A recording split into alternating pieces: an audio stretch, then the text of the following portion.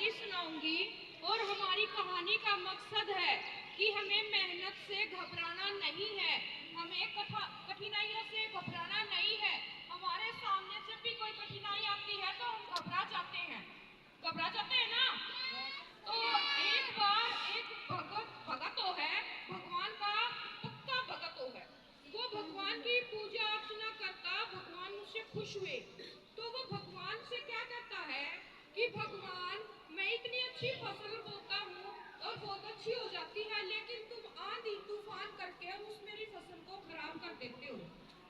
ठीक है, अगर मैं भगवान होता ना तो मैं ऐसा कभी भी नहीं करता। और जब टाइम टाइम पे फसल करता, वो बारिश करता, जब ये होता ना कि अब बारिश की जरूरत है तो बारिश करता, आंधी की तो जरूरत होती तो आंधी करता। लेकिन जब आप तो क्या करते हो, बिना वजह ही आंधी कर देते हो, बारिश कर देते हो, ओला कर देते हो, जिससे सारी फसल खराब हो जाती है। तो भगवान ने क्या किया कि ठीक है बच्चा, मैं ये सारी पावर तुम्हें देता हूँ और तुम्हारा जो मन करे ना वो करना। आज से मेरी जो पावर है उसका इस्तेमाल तुम करना, और तुम्हारा जब मन करे ना तब बारिश करना, तब मन करे तब धूप लेना, जी करे जब मन करे तब ओला वृष्टि करना। ठीक है, तो उस भगत ने ऐसा ही किया। जब ये जरूरत हुई कि अब फसल को बारिश की जरूरत है तब उसने बारिश की, जब नहीं जरूरत थी तब बारिश नहीं की, और धूप की जरूरत थी तो धूप दी, धूप की जरूरत नहीं थी तो धूप नहीं दी। और जब उसने देखा कि फसल बहुत अच्छी लहरा रही है खेतों में, और उस फसल को देख के वो किसान बहुत खुश हुआ तो खेत में जाता और बोला कि मेरी फसल देखो कितनी अच्छी हो रही है, कितने अच्छे से लहरा रही है ना। और मैंने अपनी मर्जी से बारिश की है, धूप की है तो बहुत अच्छी हो रही है, और जब भगवान करते थे ना तो सारी खराब हो जाती थी। लेकिन जब उसने फसल को काटा और उसको फसल को निकाला, गेहूं के दाने जब उसमें थ्रेसर से निकाले और उसमें देखा कि उसमें कुछ भी नहीं है, दाने तो उसमें है ही नहीं, तो तब उसने माथे में हाथ मारकर वो रोया और ये बोला कि मैंने तो अपनी मर्जी से बारिश भी की, धूप भी अपनी मर्जी से की, फिर भी इसमें दाना तो है ही नहीं फसल में, ये तो वैसे दिखने में सुंदर लग रही थी, अब मैं क्या करूं।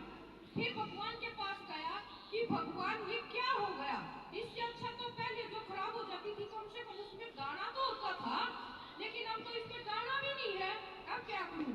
तब भगवान बोला कि बेटा, तुमने अपनी फसल को लड़ना तो सिखाया ही नहीं, मुश्किलों का सामना तो करने ही नहीं दिया, इसको हमेशा बचाता रहा, तो इसमें वो ताकत कहां से आएगी, दाना कहां से आएगा, दाना तो बनने ही नहीं दिया।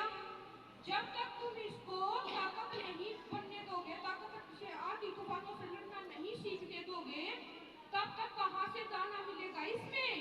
मैं जो करता हूँ वो ठीक करता हूँ। तब उस किसान की समझ में आया कि हाँ, भगवान तो ठीक कर रहे हैं। तो इसीलिए बेटा आपको भी ये सीख लेनी चाहिए कि आपकी क्लास में टीचर जब आपको डांट लगाता है, आपको धमकाता है, तो आपके भले के लिए करता है, आपसे कोई द्वेष नहीं है टीचर को।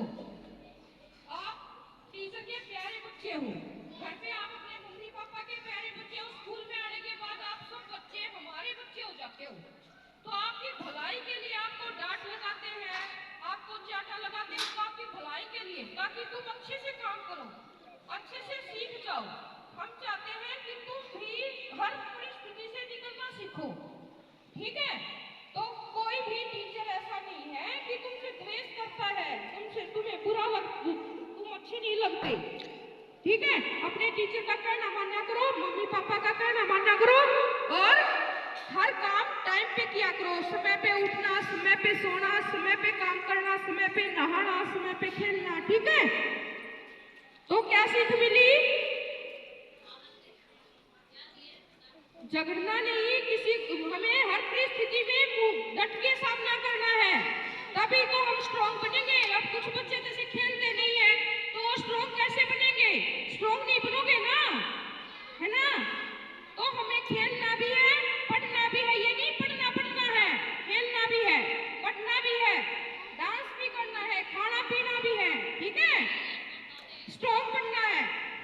माइंड से भी स्ट्रॉन्ग और बॉडी से भी स्ट्रॉन्ग। ठीक है, ठीक है बेटा।